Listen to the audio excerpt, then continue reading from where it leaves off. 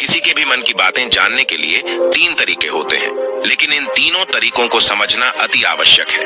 यदि आप इन 3 तरीकों को समझ लेते हैं तो आप किसी के भी मन की बातें बड़ी ही आसानी से जान सकते हैं। बहुत समय पहले की बात है। एक छोटा सा गांव था। उस गांव में 2 भाई रहा करते थे। बड़ा भाई अंधा था और इसलिए वह हमेशा घर पर ही बैठा रहता था और छोटा भाई खेती किया करता था। लेकिन खेतों में अत्यधिक जानवर आने से पूरी फसलें नष्ट हो जाती थीं, जिनके कारण छोटा भाई बहुत ही ज्यादा परेशान हो चुका था। एक दिन उसे एक तरकीब सूझी।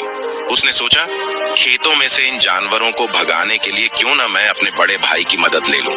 वैसे भी बड़े भैया अंधे हैं, खेतों में बैठे रहेंगे और जानवरों की आहट आने पर वह उन्हें जोर से चिल्लाकर भगा भी सकते हैं, जिससे हमारी फसलें नष्ट होने से बच जाएंगी। यह सब सोच विचार करने के बाद उसने अपने खेत में एक झोपड़ी तैयार कर ली और अपने अंधे भाई को खेत में बैठा दिया और उनसे कहा, भैया, यदि कोई जानवर की आहट आपको सुनाई दे तो आप जोर जोर से चिल्लाना।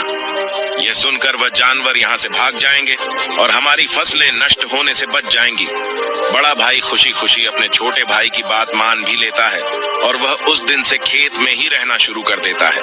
जब भी किसी जानवर की आहट उसे सुनाई देती तो वह जोर जोर से चिल्लाने लगता, जिससे वह जानवर वहां से भाग जाता था। ऐसा करते करते कई दिन बीत चुके थे। तभी एक दिन उसके खेत में एक हिरन भागता हुआ आया और वह खेत की बाड़ को तोड़कर वहां से भाग गया। लेकिन उसे हिरण का पीछा करते हुए एक राजा भी उस खेत में आ पहुंचा। तभी राजा की नजर उस अंधे भाई पर पड़ती है।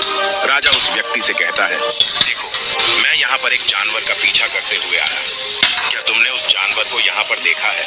पर वह व्यक्ति कहता है,